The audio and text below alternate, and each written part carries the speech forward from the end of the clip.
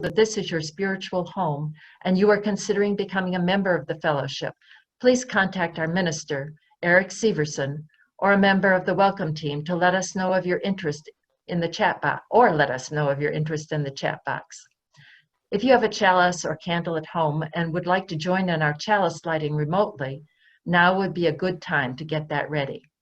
We will include joys and sorrows this morning, as we normally do during the service. You will want to find the participant icon to raise your hand for that, and also you'll be using some of that for birthdays, I believe. We'll move on now to announcements. You will see them on your screen. And I will just add at the beginning, we have another announcement about the stewardship campaign that we will have right before the offertory. So hang on for that. Next week's service will be deep listening, led by our minister, Eric Severson. Often it is difficult to hear more than what is at the surface. Wisdom from indigenous peoples can help us listen more deeply, ground ourselves, and lead from our hearts. Join us as we recognize Indigenous Peoples Day. Fall cleanup will be held next Saturday, October 10th at the Fellowship. We will be doing chores outside. They include weeding, brush cleanup, and other miscellaneous tasks. Masks and social distancing are required. See the newsletter for more details. Our annual meeting is being postponed 2 weeks and will be held virtually on Sunday, November 8th at 12:15. Please change your calendars. If you have questions, please contact Shannon Sonoris or Beth Sperry. Please nominate a UUFOM member or members whom you feel have or has made and continues to make a significant contribution to the fellowship. Entries must be received by next Sunday, October 11th. See the candle flame for details about how to submit your nomination. Eric's ordination is back online. Family, friends, and colleagues, please join us on Saturday, October 17th at 2 p.m. on Zoom. The link will be in the candle flame. The Reverend Michael A. Schuler will provide the sermon. We'll plan an in-person party once the pandemic is under control. Watch your email for more announcements in our Candle Flame newsletter. It will be circulated on Fridays. If you wish to submit an article, please email it to Wendy Altmeyer by Wednesday at 5 p.m. to have it included in the upcoming issue. Today is Birthday Recognition Sunday. If you have had or will have a birthday in August, or if we missed you in September, please raise your hand in the participant area of our screen and/or type your birth date in the chat box. Eric will acknowledge you by name. Joe Severson. Hi, I'm 30 now. What the heck? And Beth Sperry. Hello, friends. I will be 68 on the 22nd. Any other birthdays? Are we doing birthdays? I'm sorry, I joined late. We are. Yeah. So mine's the 26th. I'm going to be 70. Anyone else? Dan Seeley's birthday is on the 21st. Right. And Tim's is on October 8th, and Doug Barth will be 38th on the 24th.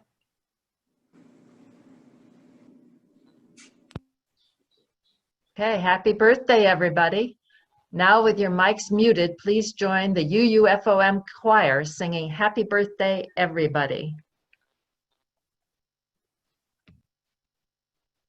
Happy birthday to you. Happy birthday to you. Happy birthday, dear everyone. Happy birthday to you. If you have a candle or chalice at home and would like to light it now, please do so. Please join in reading our chalice lighting words today by Viola Abbott. Okay, first we'll light the chalice.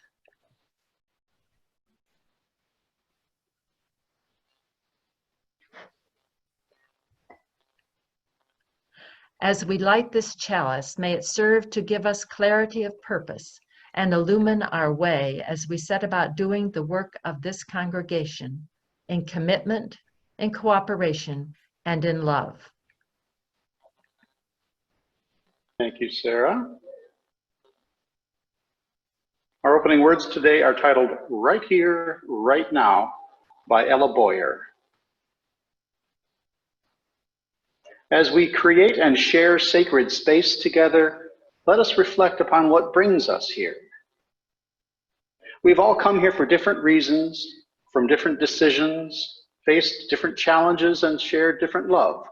And yet all of our differences have led us to this space, right here, right now. Some believe we are here for a greater purpose. Others hold fast to a claim of complete coincidence. Others still lie somewhere in between.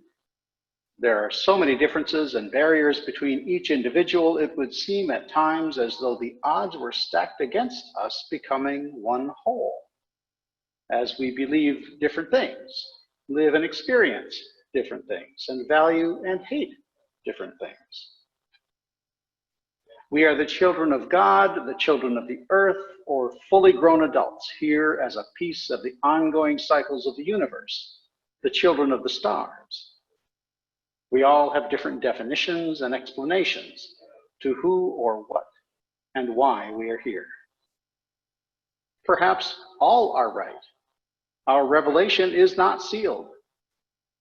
Despite all that is different, there is one thing that is certainly the same. Somehow, we are all right here, right now. We are growing and changing and discovering all here, all together, sharing the same sacred space we've shared for years and throughout generations. Constantly evolving, constantly changing. Let us continue. Let us change and fight together. Let us adapt together. Let us grow together. Let us worship together.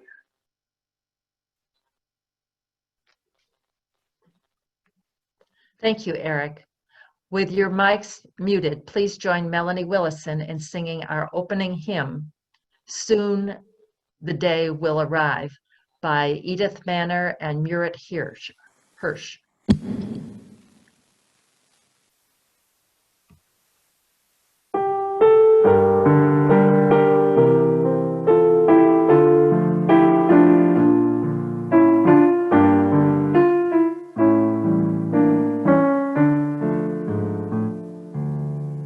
Soon the day will arrive when we will be together, and no longer will we live in fear.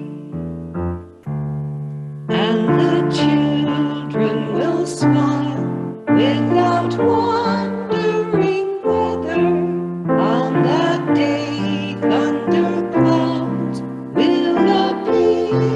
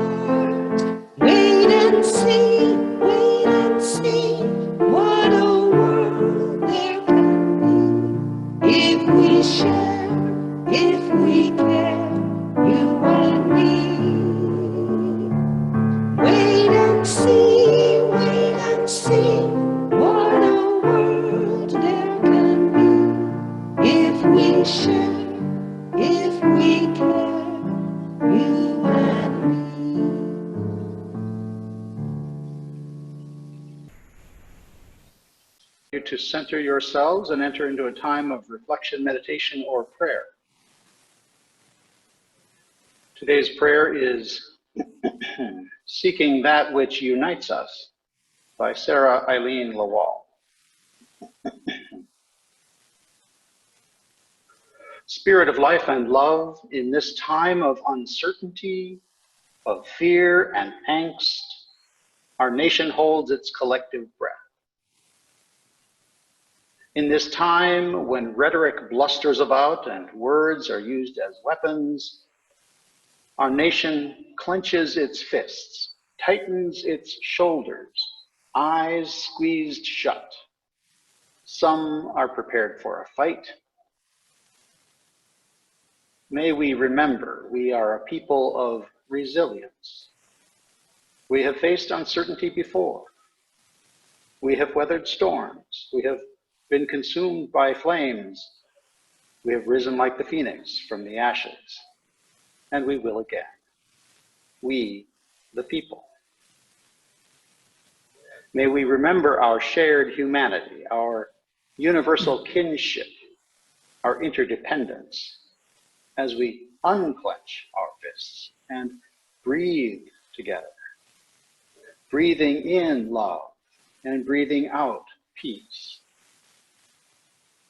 May we recognize the spark of the divine in all of us, even those we are not quite sure about. In this time of uncertainty, we remember the good will go on as we work to move forward together, we the people, seeking that which unites us, with our arms reaching out wide for life, liberty, and the pursuit of happiness. May love prevail. In the name of all that is holy, we pray. Amen.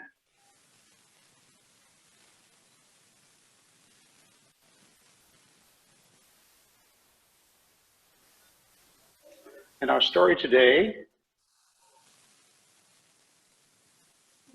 is A Tale of Three Villages by Renee Rakotsky, or Rahutsky. There once were three travelers whose village was flooded. Together they set out for higher ground to find a new home. As they journeyed, they reminisced in stories of their former home and their loved ones lost to the flood. As they crossed the mountains, they saw a sheltered, fertile valley beyond with a cluster of three small villages. One said, "This land looks a lot like home, but I'm a little bit nervous about meeting new people." The second said, "We have become good friends. We know and trust each other, and we share tasks fairly." The third said, "Let's ask good questions at each village to help us find a new home." Over the fire that night, they came up with two questions. How does the village make decisions? And what happens when we don't agree? When they entered the first village, the villagers told them, "We have a powerful ruler who decides what is best for our village. The ruler's family have been in charge for many generations. If we have a disagreement, the ruler decides for us." The travelers looked at each other with tight lips, then thanked the villagers and continued their journey. When they entered the second village, they asked, "How does your village make decisions?" The villagers responded, "We vote for a few people to represent us all on a council. We vote for people who promise to make decisions that are the best for us." Then the travelers asked, "What happens when you don't agree with what the council decides?" "Sometimes we don't all like what they decide, but we have to do it." The travelers looked at each other with disappointed eyes, then said, "Thank you, and goodbye to those villagers as well." As they trudged to the third village, they talked amongst themselves. One said, "That sounded good at first, but was it better than the village with a ruler?" Another said, not really. Some people have a bigger say. The third said, after the others vote for them, the people on the council can do whatever they want. In the third village, they soon found some villagers to ask about decision-making there. One villager smiled and said, "Come, we will show you."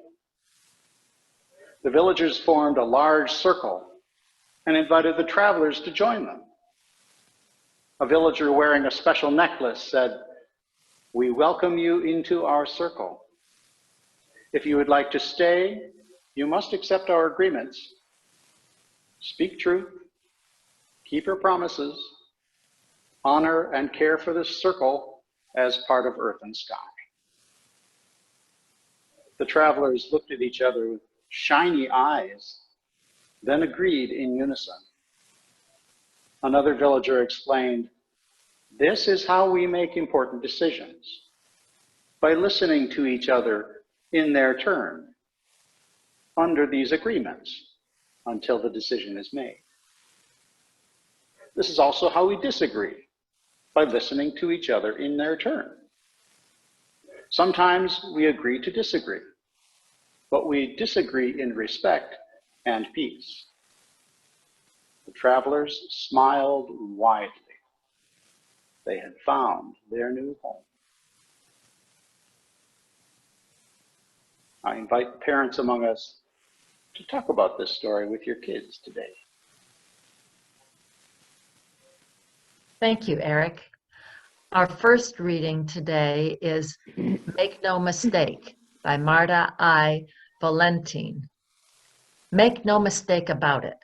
To a certain degree, in certain circles, on gray as well as sunny days, I am not a free woman in these ununited states. And yet, I am more free here than anywhere else in the world.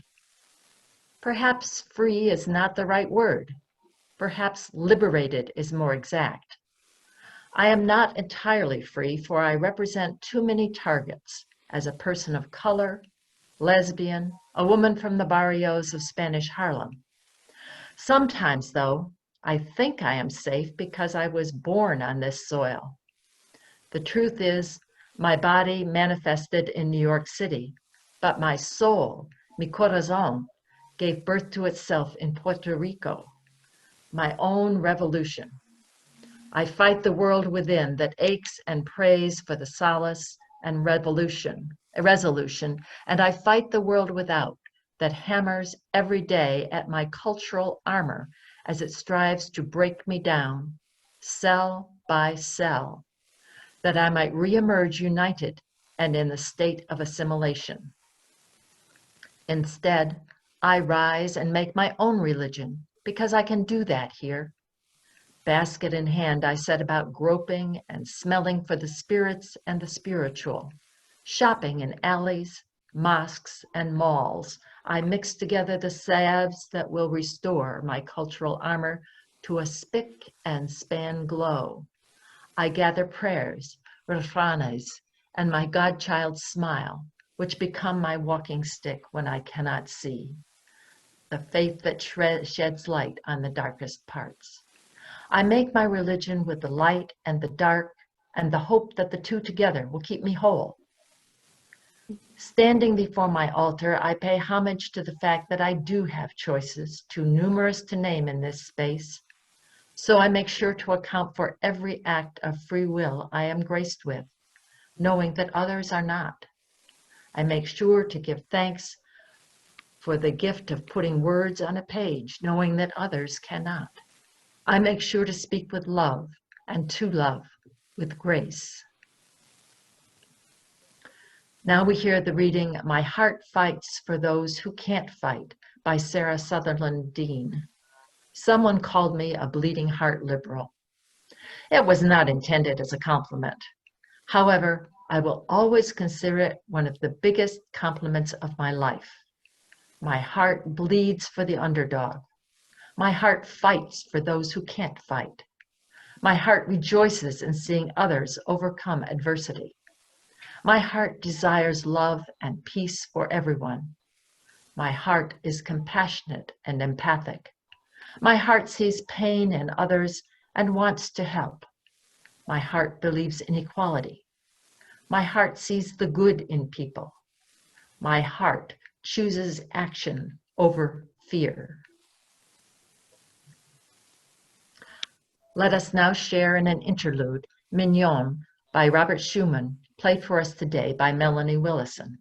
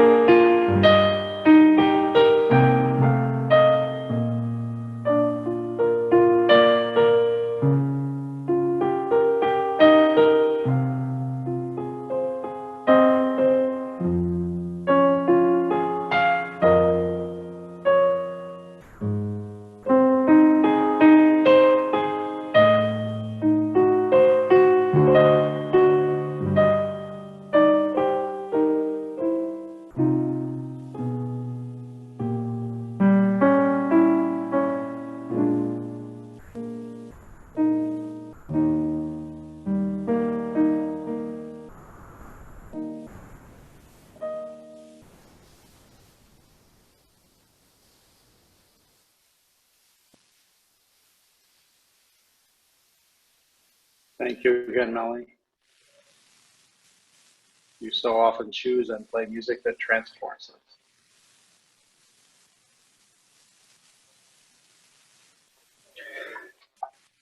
Like many people around the world, I take so much for granted. Like my health, like my breathing, like clean water on tap and electricity at the flick of a switch, like the integrity of our roads, bridges, and dams, like people obeying traffic laws and signals, like reliable mail delivery, like the fallible but dependable functioning of our democratic institutions, such as elections and the peaceful transfer of power. So I was shocked and dismayed about a week ago to learn, yes, I was shocked, believe it or not, to learn that forces in the White House and Congress might manipulate or ignore the safeguards of our federal electoral process. Journalist Barton Gellman wrote an article in the November issue of The Atlantic magazine titled "The Election That Could Break America." The incumbent president, who now is in the hospital with the very disease he has dismissed from the start, also has for months questioned the integrity of mail-in ballots, even though that's how he himself votes, and cast doubt as to the legitimacy of the elections, even possibly rejecting the outcome. The worst case, writes Gelman, is that the incumbent might use his power to prevent a decisive outcome. If he sheds all restraint and his allies play the parts he assigns them, Gelman writes, he could obstruct the emergence of a legally unambiguous result in the Electoral College and then in Congress. In other words, Gelman writes, he could prevent the formation of consensus about whether there is any outcome at all. He could seize on that uncertainty to hold on to power. A prominent Democratic Socialist senator also has noted these threats in what he called an unprecedented and dangerous moment. And he plans to counter potential attempts to delegitimize the election results, among many others. I am generally a pretty sound sleeper. You can ask my wife. But this has rocketed to the top of the list of things that might keep me up at night. That any candidate would try to get rid of the ballots in order to win is obscene to me. Just the idea of it threatens the sanctity of the vote, one of the foundations of our democratic republic.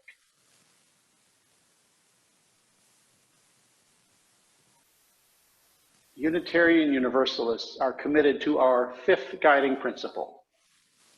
We affirm the right of conscience and the use of the democratic process in our congregations and in society at large.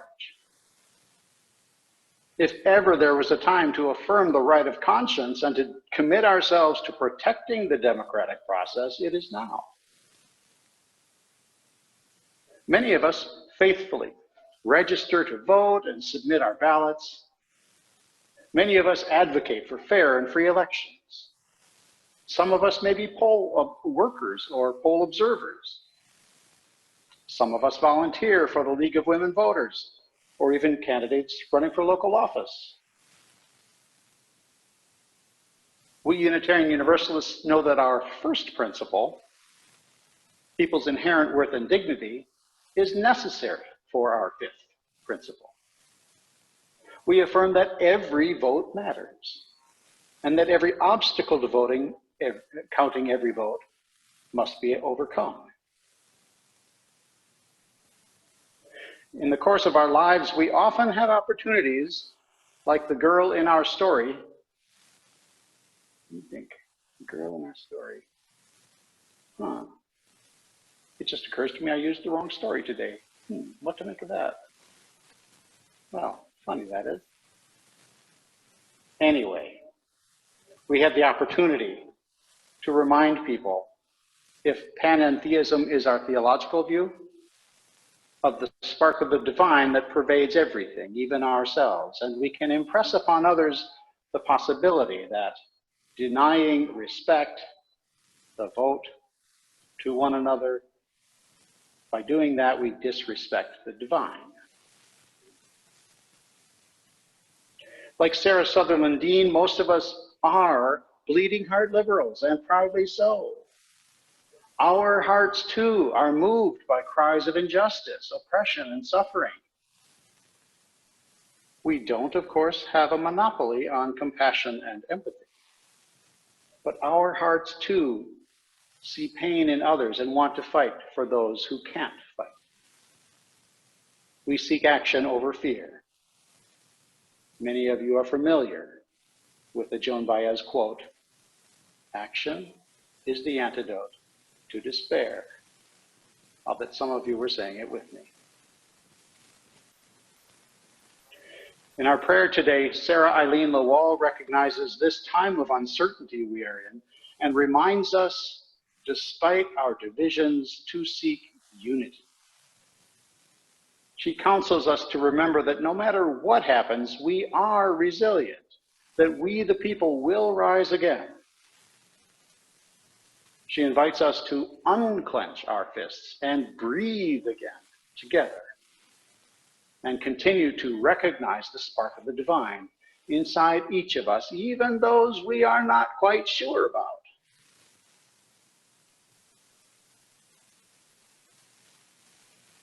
Today is Commitment Sunday, when we traditionally celebrate a successful stewardship campaign. For any number of reasons, our pledges are coming in slowly this year, so we're not quite ready to celebrate. It's one of the reasons our annual meeting has been postponed. If you have not made a financial pledge to this fellowship and would like to, please fill out and return the form as soon as possible. You'll find the link in the newsletter, on the Friends page, Facebook page, and maybe even here in the chat box. Commitment is about sharing ourselves, our time, our talent, our treasure with others, stepping in to help when needed, sharing the burden. I know that that such stressful times can make commitment difficult. I also know that if each of us does our part, we can achieve our goals. We come from such varied experiences, life experiences, histories, and circumstances. Make no mistake, said Marta Valentin, some of us are more free or less free than others, more liberated or less liberated than others.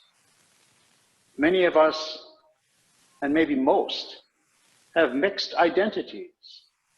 Our bodies are born in New York, for example, but our souls are birthed in Puerto Rico. We are complex people. The world can be unkind. Some of us, as Valentin described, fight the inner ache of the inner world and pray for solace and resolution, even as we fight the world without, which hammers every day at our cultural armor and strives to break us down cell by cell, that we might re-emerge united, but in a state of assimilation. She reminds us that we do have choices.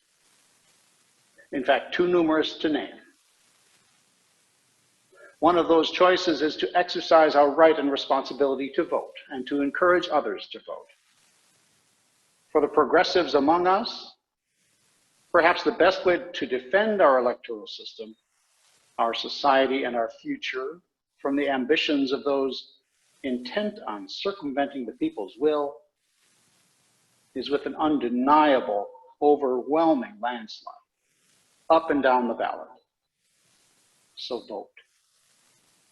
Help your friends and neighbors vote. It matters.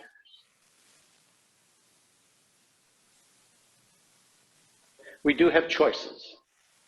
And I am grateful that you have chosen this fellowship as one of your commitments. Thank you. I invite us to never take one another for granted. And when we do, because we probably will, let's revisit, repair, and renew our covenant with one another. In our opening words today, Ella Boyer noted that we are growing and changing and discovering all here, all together, right here, right now, sharing the same sacred space, constantly evolving, changing. Let us continue, she said. Let us change and fight together. Let us adapt together. Let us grow together. Marta Valentin invites us to strive to remember the acts of free will with which we are graced, knowing that others may not be. Let us make sure to speak with love and to love, with grace. May we commit ourselves to listening more deeply to one another and to sharing in the work and rewards of this congregation, in cooperation and in love. Wait and see. If we care, if we share, you and me, the day will arrive when we will be together and will no longer live in fear. I speak to you now with my stewardship hat, stewardship chair hat. I had hoped to announce today that we had surpassed our pledge goal. Unfortunately, that is not the case. You can see from the graphic that we still have a long way to go and our time is getting short. In 2 weeks, and we've got a 2-week extension now, we need to give a report to our fellowship board on the resources available for 2021. Can we make this goal? We need to hear from all of you. We emailed 84 pledge packets and sent 3 more through the Postal Service. We have received responses from 33 families and individuals. I know that people's circumstances may have changed or be uncertain. A pledge is a promise of what you think you will be able to give in the coming year. If things change, just let us know. We will not repossess any of your worldly goods or bar you from heaven, if such there be. I know there have been problems with people receiving the stewardship messages. We tracked the email. There were no bounce backs, but 50 of the messages were not opened. If your inbox is like mine, the message may have been drowned in the flood of incoming political messages, or maybe it was swept into your spam folder. In order to make it easier for you to find the stewardship information, Wendy included in the most recent Candle Flame newsletter links to the stewardship packet and the electronic pledge form. You can also check the chat for a link to the pledge form. There have been drastic changes over the past 7 months, but there is much I believe you will want to support. We have a wonderful minister beginning his 2nd year with us. Eric Severson has worked with our ministry teams to lead us through this time of transition. We have learned how to continue and also discovered new possibilities available through virtual gatherings. To name a few, our religious education team not only developed a whole new approach to children's RE, but provided extra activities to support children's connection and learning when schools closed. Our choir has gained new members as people who live too far away to drive to rehearsal on Wednesday night are able to participate. The engagement team has developed new ways to help members connect with members living nearest to them. The Racial Justice Love Team has added a book group with Zoom discussions to their activities. The Love Team addressing hunger and homelessness organized delivery of salads, bread, and desserts for 150 Sanford residents who are still rebuilding from the flood. There are 10 to 12 new people considering joining our fellowship. I'm confident that you want to support these and other activities of the fellowship in 2021. You are important to the UU Fellowship of Midland. We need to hear from you that the fellowship is important to you. We need your financial support. Most of all, we need your enthusiasm and participation, regardless of how much or how little you can pledge. I look forward to giving you another update next Sunday. As always, we affirm the work of this fellowship and its mission through our financial contributions. We continue to rely on you paying your pledges and providing what you would otherwise drop in the collection plate. While our in-person activities may be suspended, our staff continue working hard to provide the services we need. They and the bills still need to be paid. Please give as generously as you can and may what you give bring you joy. Please take this time to write a check if you wish and mail it to the fellowship at 6220 Jefferson Avenue, Midland, Michigan 48640. To donate online, please stay after the service for instructions. Another option is to set up bank auto pay, which can be arranged by asking our treasurer, Vicki, for the UUFOM checking account number and then having your bank set up a regular payment from your account. Thank you for your generosity. Let us now share in an offertory, French Suite 2 in C minor by Johann Sebastian Bach, played for us today by Melanie Willison in memory of John Lipowitz.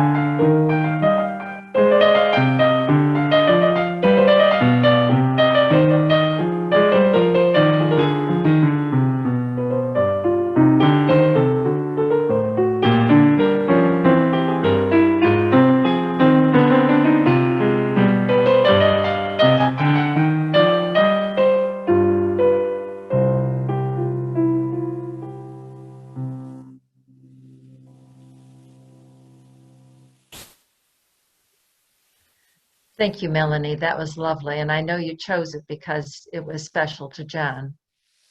Now, with your mics muted, please join Melanie in singing our closing hymn, 1029, Love Knocks and Waits for Us to Hear by Daniel Charles Damon.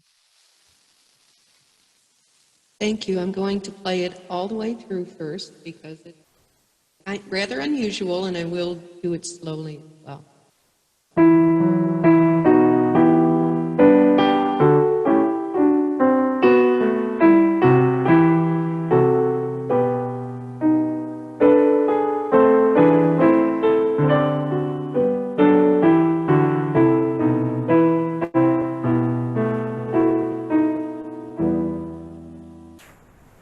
Love knocks and waits for us to hear.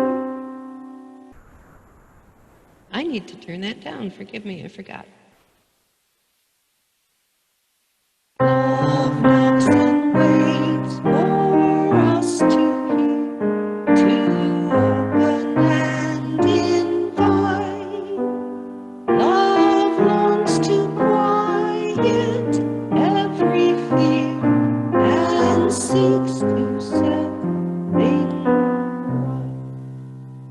Love offers life in spite of foe who threaten and condemn, embracing enemies. Love goes the second while with them.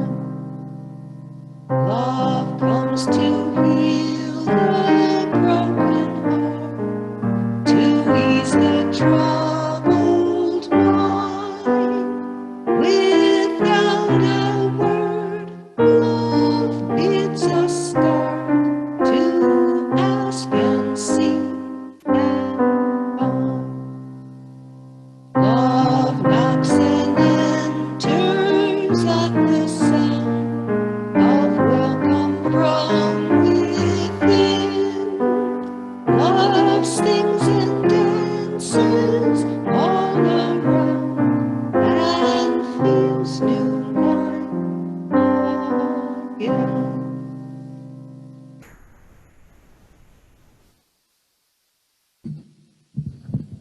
Thank you again, Melanie. Our closing words today are by Andrea Hawkins Camper. May we see all as it is, and may it all be as we see it. May we be the ones to make it as it should be. For if not us, who? If not now, when? This is answering the cry of justice with the work of peace. This is redeeming the pain of history with the grace of wisdom. This is the work we are called to do, and this is the call we answer now. To be the barrier and the bridge, to be the living embodiment of our principles, to be about the work of building the beloved community, to be a people of intention and a people of conscience.